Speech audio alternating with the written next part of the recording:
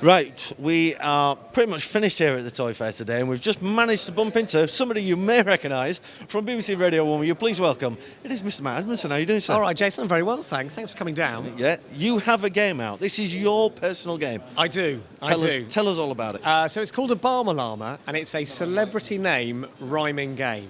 So it's all about famous people doing things that rhyme with their own name. For example, Barack Obama on a llama.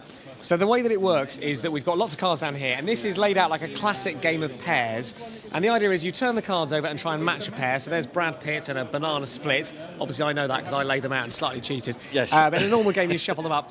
And as teams, you work together to try and uncover these. And the way you do that is by filling in these little circles here. When you get 3 of them, you can turn over the cards. Okay. And to fill those circles out, what you need to do is solve a variety of clues. Now, some of them are pre-written. And remember, it's always a famous person doing something that rhymes with their own name. So, for example, if I said to you, giant gorilla is wearing underwear to prevent a visible panty line, you would say, Jason, who's a giant gorilla? He climbed the Empire State. I was actually thinking of Kim Kardashian. When you said visible panty line and huge, it just... Oh, I see, you went off that way. So, I did, sorry, yeah. Giant gorilla wearing underwear to prevent a visible panty line. Who's the giant gorilla? You know this, Jason. Oh, my Lord. The most famous gorilla in all of cinematic history. King Kong. Yes, and he's wearing a... Thong. Yes, King Kong wearing a thong. There you go. You see, famous, I've got it. Famous person doing the thing. I tell you what it is, actually. This is the first time ever when someone's actually a question where they go, when you're on camera, your mind goes blank. Yeah, happens to me all the time. And that's actually one of the fun things about the game is that you when you hear it, you go, I knew it was Tom Cruise wearing platform shoes, but you just can't quite get there. Yeah. So those are written. That's very clever. There are some where you have to describe them yourself. So Chris Rock is lost in Bangkok. Right. Piglet eating a twiglet. Yep. So in this one, you say to your friends, it's Winnie the Pooh's little friend, pink friend, and he's eating a snack from the 80s or whatever. Right. Yeah. Very clever. And then the last round, all of the cards have got different celebrities' names on. So there's Jude Law, John Cleese, George Best, Jack Dee, Ben Stiller, hundreds of celebrity names. And again...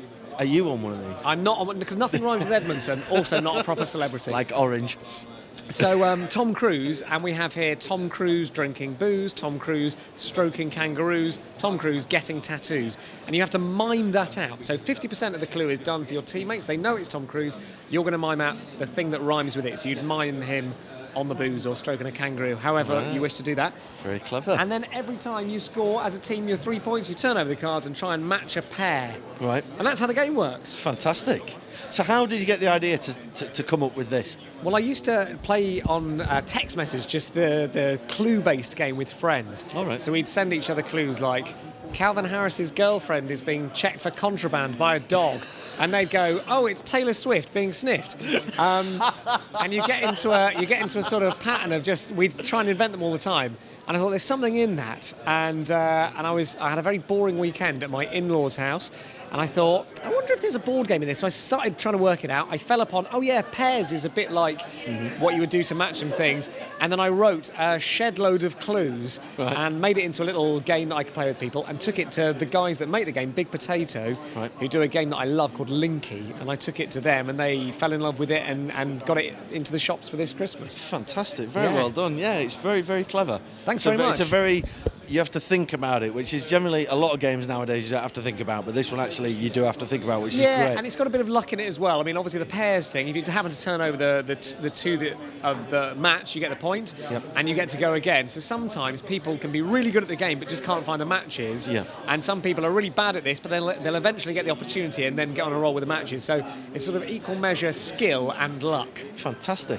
And what's the retail price of it in the shops? It's £20. Right, that's not badly priced then. Something like it's kind of along the lines of the Trivial Pursuit game. It's that sort of thing. That sort of bringing together. And people, I can tell you there are loads of cards there because I wrote them all. You could play this game tens and tens of times. Yeah, there is. I can see them all here. But I did terrible on my first one, so we'll leave it at that. All right. King Kong wearing a thong. Not a thing you have to imagine every day. No, we got there in the end. Very interesting first meeting with Matt, by the way. So there you go. Excellent. Thank you very much, Jason. Matt. Cheers. Brilliant game.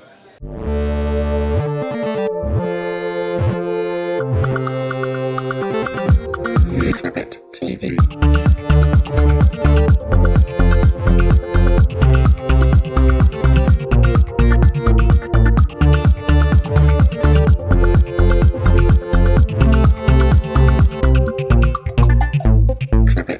TV.